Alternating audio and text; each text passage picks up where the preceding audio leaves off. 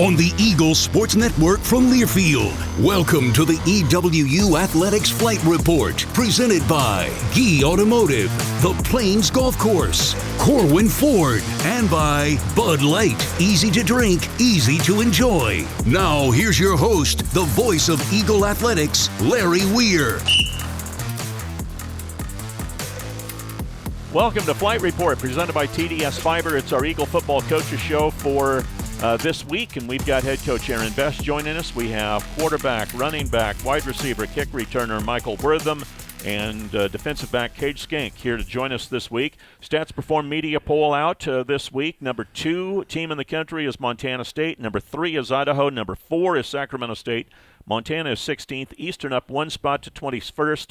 And Weber State in at number 22 going into play this week. The Eagles head to Pocatello, where they will play Idaho State on Saturday at Holt Arena in Pocatello. Let's start things off this week with head coach Aaron Best. Off a bye week, which doesn't mean you were sitting around with your feet in the air and bonbons and soft drinks and whatnot. You guys were out here practicing. You were working. You didn't have a game. Guys got some time off, but still it was a week. Was it a productive week? Well, yeah. I mean, it's as productive as you make it. And it's interesting you mentioned, bye week isn't an off week. They're both 3-letter words. And I told the team the same thing last Monday, where we're going to practice Monday, Tuesday, Wednesday, lift Thursday, and then we'll give you Friday, Saturday, and Sunday to the training room and physically off, and then we'll attack this thing today in pads on Monday. And so the 3-letter word is bye. Most people look at the 3-letter word as off. There's a lot of people reach out and said, hey, if you got time, can you do this? Since you guys aren't playing, can you do that? Or you it's you just don't have a game. You're still preparing. You're still practicing. You're kind of trying to get ahead a little bit. You're moving some things around. Maybe the nights aren't as long during a bye week, but you're certainly showing up. You're not You're not staying at home eating bonbons, as you would say. And I mean, that brings me back to about 30 years ago. That commercial was really funny. I think there was a bonbon commercial. I was never really into bonbons. I've been more of a fat boy. Kind of those ice cream sandwiches that are really that was kind of my what go-to. about the Klondike bar? Yeah, I what'd you do with the Klondike bar? Well, wasn't that yeah. So bonbons and Klondikes were that was above my pay grade. Still is. I usually stay with the Fat Boys or the ice cream sandwiches or the Rockets. The ice cream truck go around the red, white, blue Rocket popsicles, and those are kind of the go-tos.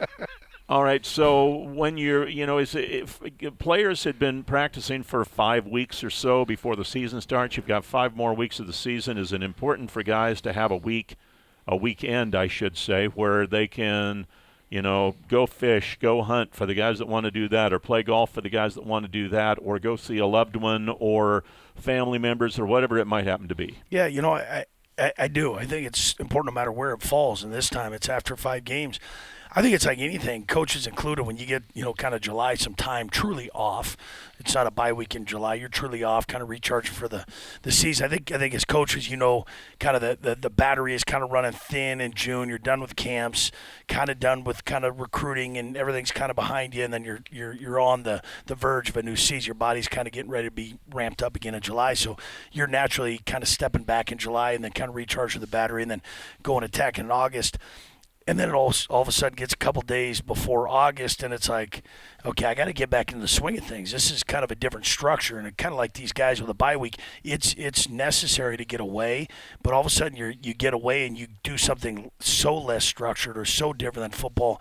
Sometimes you got to go back to the basics and talk about inside zone technique and hand placement on pass protection and your eyes and man coverage and those type of, as silly as it sounds. It's only been 5 days since we've been away from each other on the practice field, but some of that stuff gets too dusty. Some of the guys let their accumulate too much dust, and but I do think you got to get away. But I think the biggest challenge is when you get back into it. How quick do you get back into it? So the structure continues to go. It's nice because there's no dust accumulation, but it's good to get away. But then how fast can you wipe that dust away as we head into truly a game week this week? AB, it's interesting as a head coach, you have so much more responsibility than just the game of football. Your assistants are off, recruiting because you want to try to get that early period in December filled up with as many recruits as you can. But you still have a lot of other responsibilities in terms of stuff with the university and the fundraising aspects, the family aspect, all of that stuff. That has to be a hard balance for all coaches and players. How do you guys navigate that, especially during a bye week? Is that kind of a chance to reintroduce yourself to the family and say hello? Yeah, I think the learning actually happened before you had kids and before you were in the head coach chair. You saw the other coaches with kids and what they maybe did on bye weeks and how they scheduled things around their families and friends and different football agendas. And so I think part of that is taking kind of mental notes along the way. It's nice to be available a little bit more for selfishly the family during the week, but more might be just taking the girls to cheer, maybe picking Tank up from youth group. It may not be every night, but it might be once during the week, which I'm not available for most weeks. So I do think it doesn't just hop on you and go, what do I do? I mean, there's stuff to be done. I think the biggest thing I've learned in bye weeks is we always think as people and as coaches, I'll get to that tomorrow. Kind of like my diet. It's been about 20 years. I'll do that tomorrow. I'll start next week. And I found during bye weeks is let's close the door in the last game, whatever the game is or was, and then how efficient can we get into the next game? Whether I was a position coach or now head coach, how can I kind of chip away from my duties that are going to naturally come the week of the game?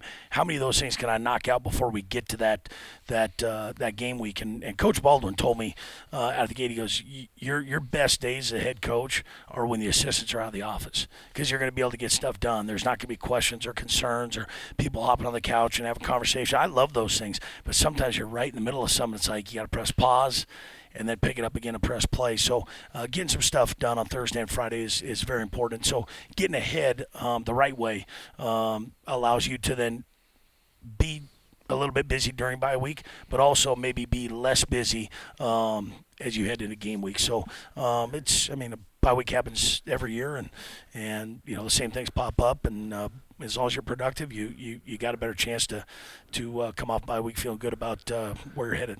Interesting thing, Jared. Taylor started because Kakko was not available against Idaho. He and Wortham rushed for 175 yards and 3 touchdowns between the two of them. Both of them threw touchdown passes. Taylor to Wortham, who threw one, to a wide receiver on a double pass, which was great.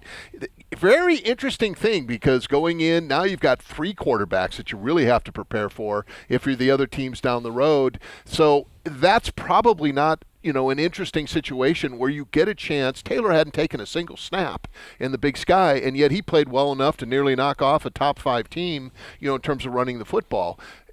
Getting quarterbacks to be able to play in game-type situations, I think, would be one of the harder things, as a coaching staff, and trying to get those guys up to speed. You kind of had to do that last week, but does that help your team down the road get better because you have people that can step in and play in case something happens? Well, it certainly helps us down the road, especially the resume that Jared and the offense put on film last 2 Saturdays ago. I will say this: it speaks to volumes to Coach Chapin, to the offense, to the belief in those guys, in each other.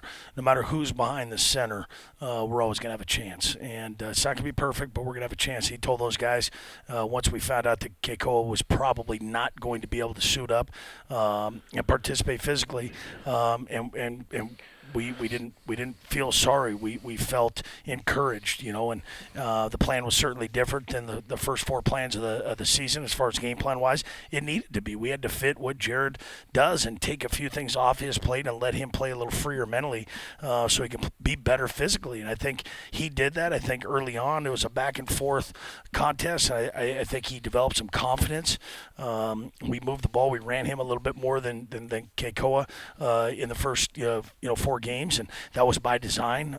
We needed to have some tough first downs because Idaho was a very, very stout and very, very good defense, so we had to do it in a few different ways with a new face behind the center. And so it just incredibly awesome to watch that 72 hours, to be able to put a game plan together, to execute the game plan and come within a possession of Idaho, a top 5 team. We're very well coached, very tough, very physical team on our home field. There's no moral victories, but I'll tell you what, playing a guy that's never played in a Division I game before in a top 5 team, first Big Sky game at home, 2023 season, commend everybody involved that got those guys ready. We were just a possession shy of getting an opportunity to try to tie that thing up, and the kid was a warrior. I mean, you saw that in the 2-point play, and then the next 2-point play, just some of the stuff he did is uncoachable, and that's those are the things you're attracted to at the quarterback position because he kind of plays his game within the confines of our scheme, and it was fun to watch. Being a coach, I was kind of a spectator at times watching him do his thing, so it was fun. Idaho State this week on the road, Holt Arena in Pocatello on Saturday. No advantage bye-wise. You had last week off, so did they. New coach there, a lot of newness. That's going to be an interesting game coming up on Saturday, being as how you're both off the bye and they've got a whole new situation. No, I don't know how many times you'd have to bring Dave Cook. I try to bring Dave Cook up every Monday from a statistical standpoint. I don't know how many times I've had the opportunity to face Idaho State in Holt, but I imagine it's double digits as a player and as a coach. And I don't know that too many of them were non-memorable. I think each one of them was memorable. That's a tough place to play. Always has been, not just for us, but for the rest of the league and the rest of the opponents. Challenged our guys just a few hours ago before we embarked on our true practice for play against Idaho State that remind yourselves they're 1-0 at home against Big Sky opponents. We're 0-1 at home versus Big Sky opponents, so just let that sink in a little bit. Facts are facts. You can argue who they played and who we played. I'm not into those things. Those are just argumentative measure. I want to stay with the facts, and they're 1 at home against a Big Sky opponent, and we did not accomplish the same feat that they did. And it's always tough in a Holt. They'll throw it around the yard. They're going to make us defend every blade of artificial surface that they have in that on that field offensively. It's a different animal on defense. They play a whole different scheme than we faced up through the first 5 weeks. Or 3 down front with majority pressures, and they try to get the ball out. They try to kind of funnel everything back into the inside, give you some illusions run game wise to kind of bait you into some of those things. And they present a fair amount of problems, and one of the problems is playing at their place. Cody Hawkins grew up, in Boise, Idaho, followed his father then to Colorado and played for him there, and really has been in Dan Hawkins' system. So you're going to see probably some tight end heavy stuff. They have a good tight end. They have a freshman quarterback that came in and threw 3 touchdowns in Missoula against Montana. They nearly pulled off a win against the Grizz, and I can't remember how many years it's been since they've knocked them off. But they also have a couple receivers and a running back that's pretty tough, that I've been able to see. But this is going to be an offense, I think, that's going to present some problems, and basically try to outscore you, because that seems to be the nature with Eastern, is to outscore Eastern. Is that, something that you have to prepare for, going in there? Or is this going to be a game that you're going to have to make adjustments on the fly? Well, there's going to be adjustments on both sides of the ball. It's just a different scheme that we're facing, and we got to be prepared for. So it's going to be different. It's kind of the antithesis of what we just faced with Idaho. Going to throw it 18 times. These guys are going to probably run it 18 or less times when it's all said and done, unless they find a weakness on our defense where they're going to try to attack it. They're going to throw it around. Quarterbacks developed a ton of confidence. I know they've played 2 quarterbacks in multiple games, but they found their guy. It's obvious as to who they're going to lean on.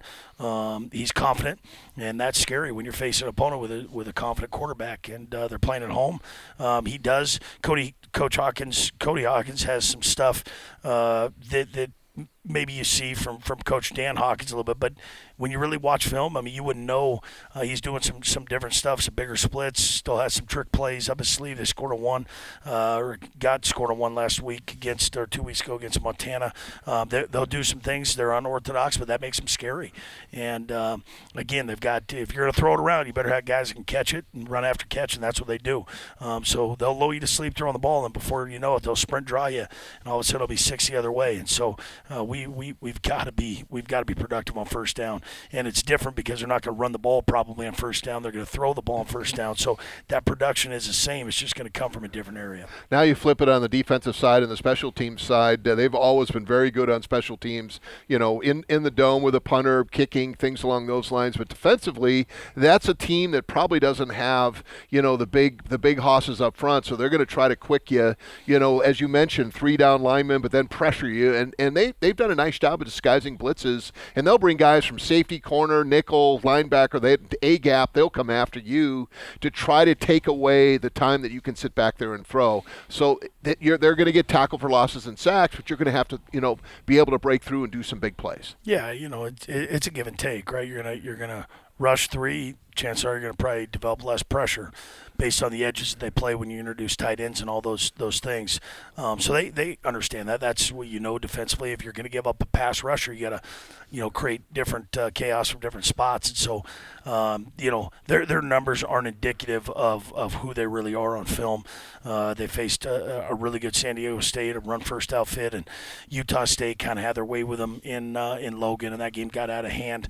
They've turned the ball over a few times in games, which really cost them. Outside of that, they're darn near in every game. I think they threw 3 or 4 or 5 picks or 4 or 5 turnovers against San Diego State. They were within a possession kicking off, getting ready to hopefully get a stop, get the ball back. And so they're not only in games, they're doing a lot of good things in games, even though they are on the minus side of the turnover margin. So that's a scary feat. You turn that minus into a plus, that's a whole different ballgame. But we don't get too caught up in the numbers as far as defense, offense numbers, where they are, where they're not. But I do know this: they're number 1 in the Big Sky Conference throwing the ball, and I know we're on the road, so our defense has to travel.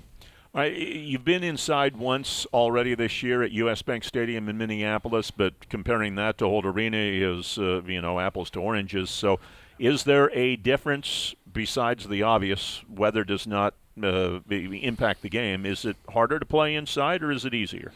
Well, my heart's going to always lie, and the game should be played outside in natural environments. That's our home field advantage, but in a weird way, it's kind of their home field advantage because that's their cozy confines of 72, no wind. The one thing that's interesting about both NAU and Idaho State is kind of the dugout sidelines, where all of a sudden you have the fans literally on top of you, almost in front of you as guys are on the benches.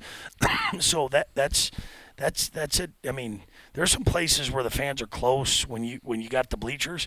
I don't know that there's ever been people. There's not too many places where they're standing on top of you, literally on top of you. 6 inches above you. So that's you talk about advantages at home, but all of a sudden, what then are there the pluses at home? And that's one of the challenges each and every year because it is a different type of sideline. It's a different angle. You're seeing the game sometimes from the bench, which is underneath the dugout style setting, and so it's always been tough. And Coach Finn, when he was there, he told us a couple years ago, he said, "I can't wait to invite you to the barn." That's what he said. Can't wait to get you to the barn this fall.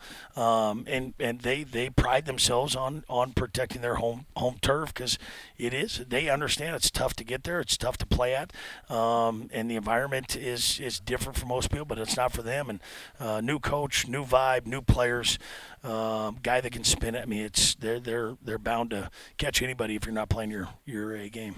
Eagles at Idaho State. They've not been in Pocatello since 2021 in the spring season. We'll have the ball game for you starting at 2 Pacific time with the pregame show and 3 o'clock for the kickoff. Coach, thanks for joining us today, and good luck against the Bengals on Saturday. As always, thank you, fellas. Thanks, AB. That's head coach Aaron Best back with players. We'll hear from Michael Wortham next on Flight Report, presented by TDS Fiber. It's the Eagle Football Coaches Show from Learfield. George Gee Buick GMC is proud to support Eastern Eagles football. We're your locally owned dealer with excellent customer service and a friendly staff. Right now, get great offers on the all-new GMC Sierra, featuring a 2.7-liter turbo high-output engine delivering 310 horsepower. See our inventory of Sierras just off I-90 at George Gee Buick GMC, the top volume Buick GMC dealer in Washington State. Visit GeeBuickGMC.com. Welcome back. Eagle Football Coaches Show presented by TDS Fiber. Eastern Washington against Idaho State this week. Then next week, the 100th homecoming on the Cheney campus as the Eagles take on Weber State. That's a special start time, 4 o'clock, because after the game, a fireworks show on Roos Field in Cheney. So get tickets in advance. GoEags.com. Click on the tickets link. First of 2 players here with us on this program is Mike Wortham, the Eagle quarterback / running back / wide receiver / kick returner. So are they calling you Slash these days? Oh man, that would be a great name. They keep it Mike, on the field. So, Did you when you signed your letter of intent with Eastern, did you have any idea that you'd be doing all these other things other than quarterbacking? No, I came in coming from a JC. It's just I didn't know what to expect. I knew I was going to come in here and compete and do the best I could. So they broke it down to me. It's going to be competition daily. We're going to be fighting for a position. And then I just kept, fighting, and they decided to put me somewhere and utilize me somewhere because they noticed my speed, they noticed my agility. And, I'm a team player. I just want to win. So I wasn't, mad that they was not putting me at quarterback. I came here, they recruited me. Now it's just trying to get wins. When you when you go back through your history, did you play running back? Did you play receiver? Had you returned kicks before maybe becoming a quarterback? Actually, yes. So my original position was running back before I was a quarterback. I transitioned in the 8th grade. But, yeah, I was running back. And then in JUCO as well, I was a punt returner too. Not as many punt returns, but I was back there a few times. And Coach Noonan from Sierra College, he also noticed the same thing, and agility, speed, and just wanted to get me on the field. I think it's great from the standpoint, I call you the Swiss Army knife, because you're so flexible, and you're really seeing that now in college sports, where players that are good enough to play offense or defense, return kicks, cover on kick coverage, all that fun stuff, are doing that. And but people also don't understand that you have to attend special teams meetings now, and running back meetings, and quarterback meetings, wide receiver meetings. You have a lot more responsibility off the field in terms of film and knowing different plays and different positions. How have you been able to handle that, and how much tougher does that make it? Just time management. Quarterback meetings, we usually cover the broad stuff of what I had to do at running back if I was at running back or receiver, stuff like that. So Coach Shapen does a wonderful job of just explaining what I need to do. So that the bulk of that comes from Coach Shapen in the quarterback meeting rooms, and then going to punt return meetings and kick returns meetings. It's been great. I thought it would be a little harder, but it's not too bad. They're not installing too many things to where it just feels like it's overwhelming. It's just enough. They know what we could do. They know what we're capable of. And plus, I'm a quarterback, so I'm supposed to know a lot of information in general. Kakoa didn't. He wasn't available against Idaho, and Jared Taylor started, and he threw you a backwards pass, and you got to throw it down the field for a touchdown. And between you two guys, you had 3 touchdowns rushing and 175 yards, in terms of rushing yards. It was really kind of cool to see. So it really adds to this offense now, because people are going to have to game plan you guys along with Kakoa. Absolutely. You're putting 3 different guys on the field that have the ability to do things. That is a huge weapon. How much fun is that for you to be a part of? Oh man, it's amazing, especially seeing all my guys eat. It's kind of hard because, only one quarterback can play at a time. So, unfortunately, Koa got hurt, but Jared got his opportunity, and he stepped up, and, I get my opportunities on the field as well. So, we got a lot of love for each other. And we just want to see each other win at the end of the day, and everybody wants to go to the next level. So, and we also want to build wins. We want to build chemistry, and for the freshmen that we got, Aiden and Nate, we want to show them no matter what, just have each other's back, because nobody else knows what we go through but us. We meet every day, we talk every day. So why not just build that brotherhood and just be happy for each other? I love the Sierra Junior College down in Sacramento. I was a Dabble Valley College guy and an old Golden Gate Conference guy, and so I'm a JC person, and I understand how hard it is. You have 2 years to kind of do your thing, and for me, I wasn't very good coming out of high school, so that 2 years really made a difference. From your perspective, coming in and playing 22 games, getting that experience as a quarterback and doing all the different things you did, has that really prepared you well now to kind of roll into the big sky and continue that success? Oh, yeah, absolutely. Coach Noonan, like I said, he did a wonderful job coaching me, just showing the preparation in it. It's not the same as coming from a JUCO to a Division I college, but just in terms of just game experience, I'm glad I took that route. And for anybody out there who is, second-guessing a JUCO route, to me it was the most amazing thing I ever did, because I feel like it put me in a place where I had more focus. I just kind of got more humble. I understood the game more. I loved the game more. It was just a lot you learn in JUCO. A lot of people that come from different areas that you would never know that was just coming to the school. So it just builds a lot of character, a lot of brotherhood in it, and yeah, it was a wonderful experience. Pretty brutal schedule to start the first 5 weeks. You guys are 2-3 and 1-1 in Big Sky play, so it's really wide open. But every team you played in the FCS was a ranked top 25 team, and then you also played a team that had a 10 or 11 game winning streak at the FBS level in Fresno State. They ended up getting ranked, at the FBS level. So really tough, start to the season. That seems to kind of tell me that you guys have a chance to go on a run here now. It's 1 week at a time, 1 win at a time, 1 game at a time. Is that something you're looking at now, thinking, you know what, we can kind of get after these guys and see if we can start putting some wins together? Yes. From the start of when I first got here in winter ball, we were just establishing that, we just got to keep working hard, take it game by game. Not the season we wanted last year, but after these few games, we knew and we're kind of gaining more experience of who we really are as a team and that how much damage we can actually do, in this league and stuff like that. So I definitely, and I know the teammates could agree as well, that we are definitely going to be doing something great and we will be winning these games. 24 transfers, whether it's FBS, FCS, junior college, there's a lot of new guys that have come in here. But to me, looking kind of in from the outside, it looks like you guys have meshed well. And that's not an easy thing to do, from basically the start of last year into this year or even the start of summer into fall. Do you sense that as well? Do you feel like you guys are really coming together as a team with everybody involved? Yeah, absolutely. Everybody is nice. We kind of just see everything as like a business, and we're going to attack every day, and everybody has the same goal, and I feel like that's what kind of helped bring everybody together because we all want to win.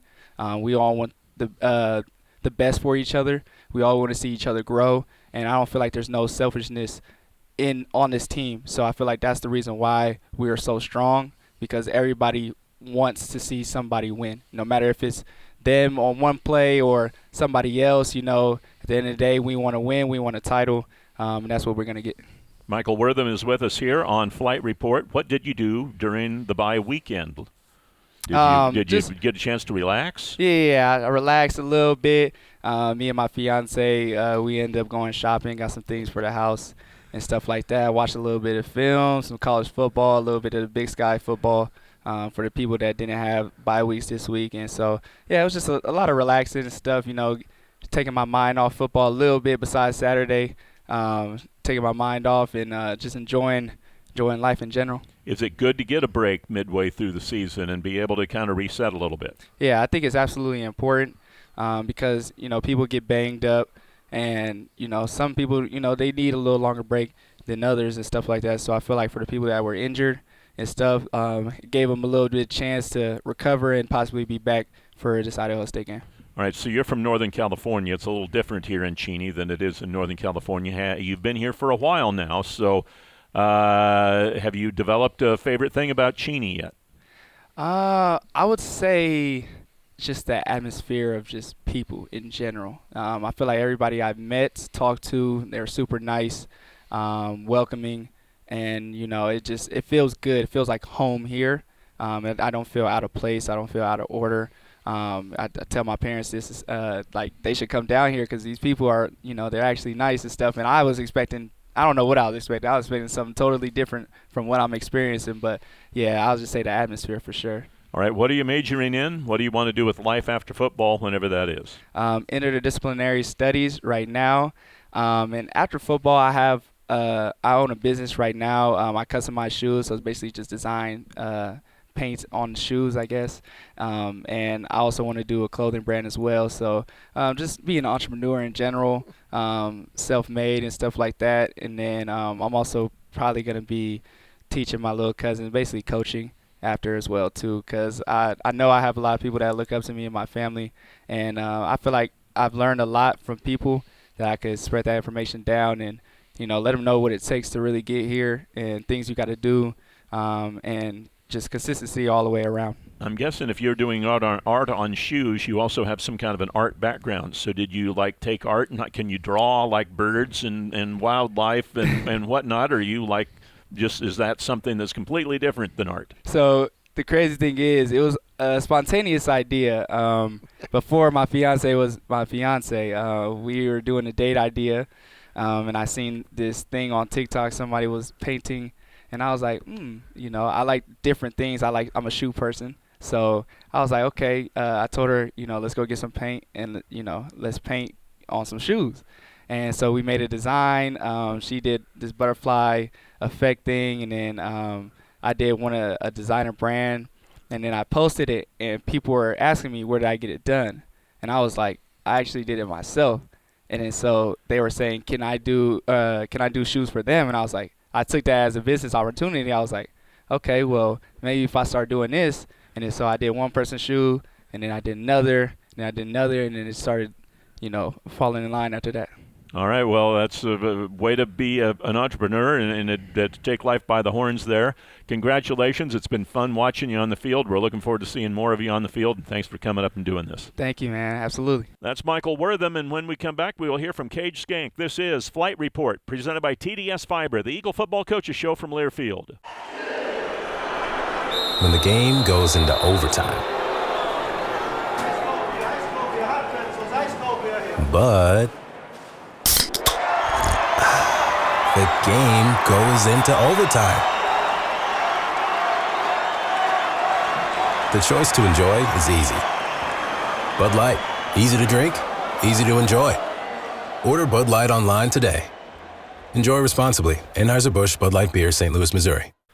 Welcome back. Eagle Football Coaches Show presented by TDS Fiber. Eagles against Idaho State on Saturday, 2 o'clock Pacific time for the pregame show, 3 o'clock Pacific time for the kickoff from Holt Arena in Pocatello as the Eagles take on Idaho State. Defensive back Cage Schenck joins us now here on the Flight Report. And Cage, you got your first interception against the University of Idaho in the last ball game. What was that like for you, thrill-wise, to get that? It was just exciting, almost like a full circle moment. You put in all that hard work in the off season, and it's just exhilarating to make a play like that. And then even better, I had my family in the stands, so it was kind of the perfect situation for me. A Western Washington guy, did Eastern being in the state play any role in you choosing Eastern close to your family? Your sister did not do this, and we'll talk about her a little bit later on. She went outside the area. Did you want to stay closer to home? It helped staying closer to home, but she also had more options than I did. But that being said, I think Eastern's the perfect fit for me. I really like all my teammates and coaches and a lot of my professors too. And so I'm really excited that I had the opportunity to come here and, kind of get my feet dirty and then just enjoy the football experience while being close to home so my family can come to a lot of the home games. And they even travel to the away games, which is super cool. All right, they say it's not the size of the dog in the fight, it's the size of the fight in the dog. You're not the biggest guy in the world, but you had 5 tackles for a loss last year. You've got 1 this year, so you have a nose for making those big play tackles on defense. Is that the position you're in? Is that your mentality? What's the story? I'd say it's a little bit of both. I've always kind of prided myself on having great energy and playing hard and just trying to be the biggest dog on the field. And just play fast, play fearless. And so when you play fast and fearless, stuff like that's going to happen. And a lot of it just comes down to watching film and being confident and just trusting the play calls and make the play that's there in front of you.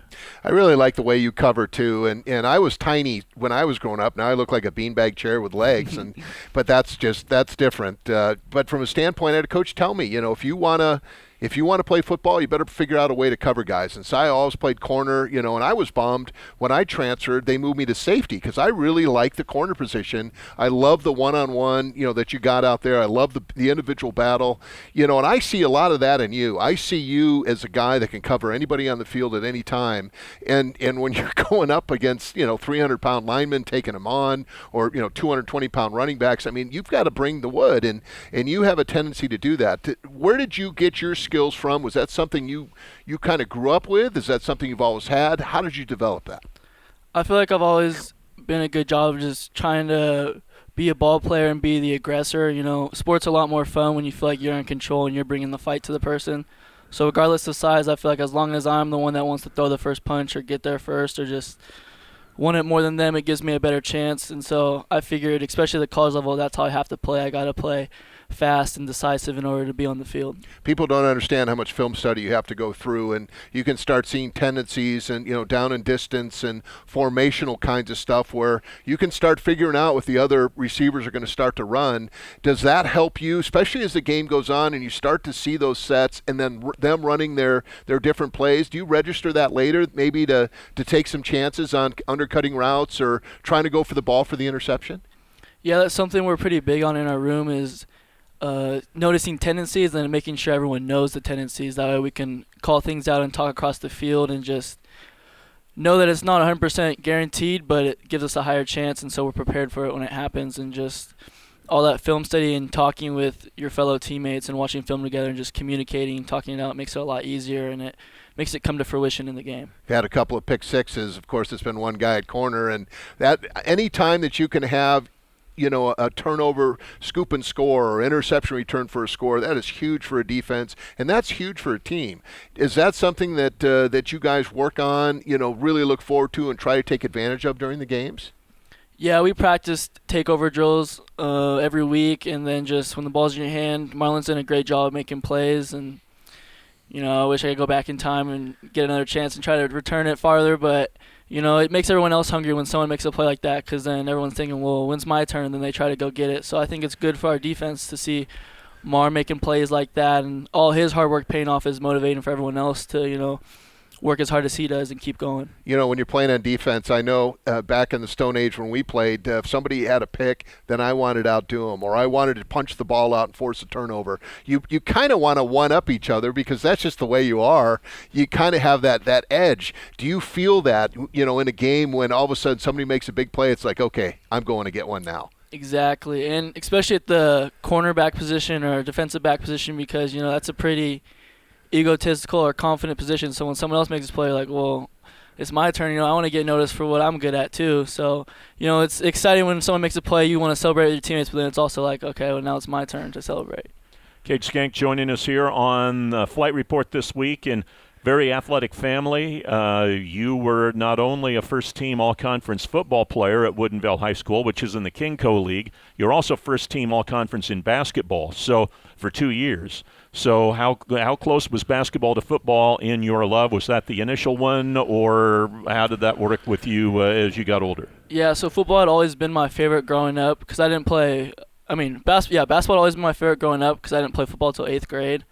And then the more football I played, the more I fell in love with it and, the brotherhood and camaraderie that we all have with the football team. And so I started playing well in high school, and I started getting noticed more for football, and that's when I kind of shifted my mindset towards football because I always wanted to be a Division I athlete, but then football gave me the better chance, so I really started honing in on that junior, senior year. But, I still loved basketball and playing with all my buddies growing up and just shooting hoops. When there's nothing else to do, it's always a good time. Did the women's basketball coaches here ever give you any flack for why you couldn't recruit your sister to come up here and transfer from northern Arizona, where she's the all-time school leader in games played and minutes played and a bunch of other things, get her up here so you go to school with little brother? Yeah, there's been a couple of conversations, but she really liked it up there. It would have been cool if we could go to the same school and kind of live the student-athlete lives together, but, she liked northern Arizona, and she's really playing overseas where she is right now.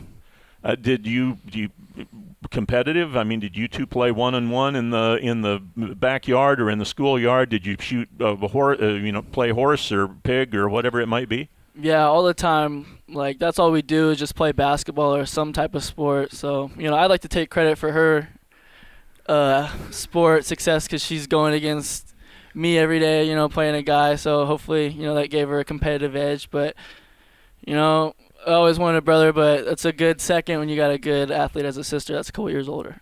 All right, so athletics run in the family. Mom and Dad, did they play any collegiate sports?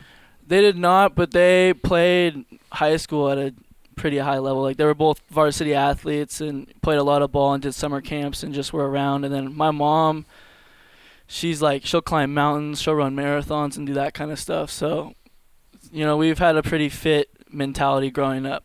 What did you do on your bye week?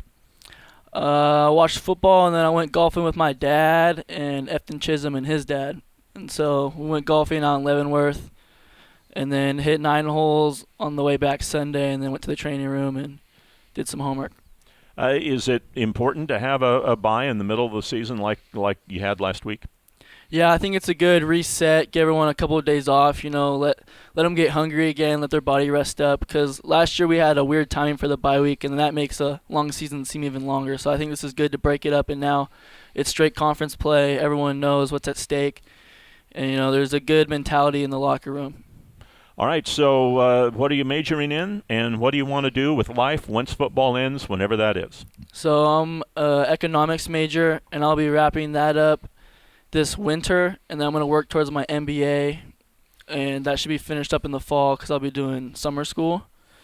And then out of college, I want to get into selling like technical instruments, so sales at first, and then eventually I want to run my own company, whether that's like distributing dentistry supplies or medical supplies and stuff along those lines. Cage, congratulations on that interception. Best of luck to you the rest of the year. Thanks for coming in. Thanks for having me. Appreciate it. Thanks, Cage. That's Eagle defensive back Cage Schenck. Back to wrap it up after this timeout on the Eagle Football Coaches Show or Flight Report presented by TDS Fiber here on the Eagle Football Network from Learfield. Come visit The Plains, a 9-hole golf course and practice facility with 2 full-length practice holes, a 60-yard wedge area, putting green, and driving range. We are also now home to the new Plains Public House, a great place to catch the game and grab a drink. Located at 9810 West Millville Road, Cheney, Washington. Just 10 minutes from downtown Spokane. To find out more information, go to theplains509.com. That's theplains509.com.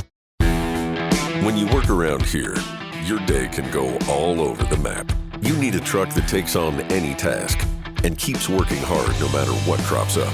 Smart and tough trucks from Corwin Ford make your work easier, whether it's finding your destination or getting to work once you're there. So load up, head out, and no matter where you tow, you'll be on track to get the job done. Corwin Ford, family driven for over 100 years. Welcome back to Flight Report from TDS Fiber as we wrap up things this week with the Eagle Football Coaches Show, or as we call it now, Flight Report. And eventually Flight Report will become the Eagle Basketball Coaches Show and whatever else we do with the program as we move into the winter months. Let me tell you what's happening around Eagle Athletics this week. The Eagle soccer team back home for their final 3 matches of the regular season, the first of which will be Sunday at the Eagle soccer field against Idaho. 1 o'clock start time for that one. Eagles need some good results. Better have 3 wins or at least 2 wins and a draw out of those final 3 home games to advance into the Big Sky Conference tournament. Volleyball this week, they split at home last week, and they will be at Montana State on Thursday and then at Montana on Saturday afternoon. The cross-country teams, men's and women's teams, will be in Lewiston at the Lewis Clark State Invitational. That's happening this Saturday in Lewiston, and they will be at the Big Sky Conference meet in 2 weeks' time in Missoula. The women's tennis team will play at the ITA Northwest Regionals at Stanford. That's happening starting Thursday and running through the weekend as well.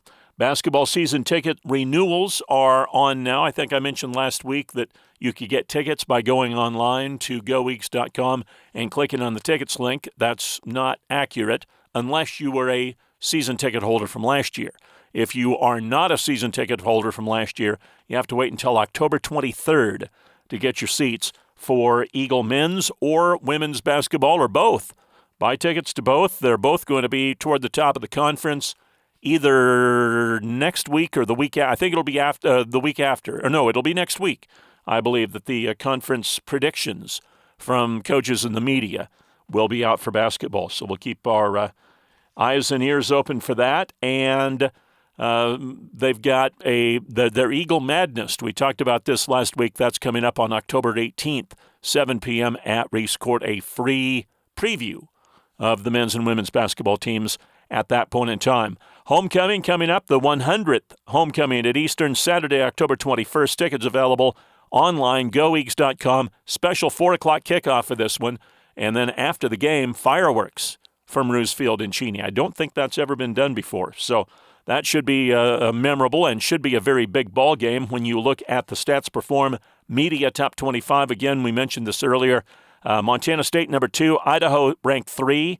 Then Sac State's number 4, Montana number 16, Eastern up a spot from 22 to 21, coming off the bye week, and then Weber State, the team that's next up for Eastern at home, on the they're ranked 22nd, and that's coming up on the 21st. On the 14th, it's the Eagle football team against Idaho State. Other games coming up this Saturday.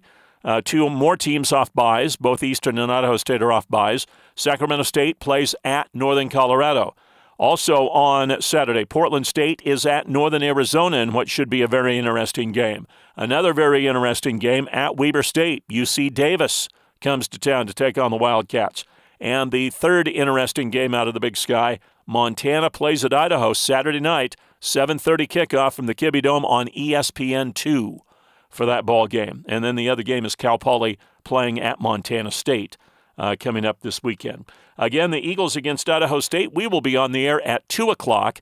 Kickoff is at 3 o'clock. Those are Pacific times for you.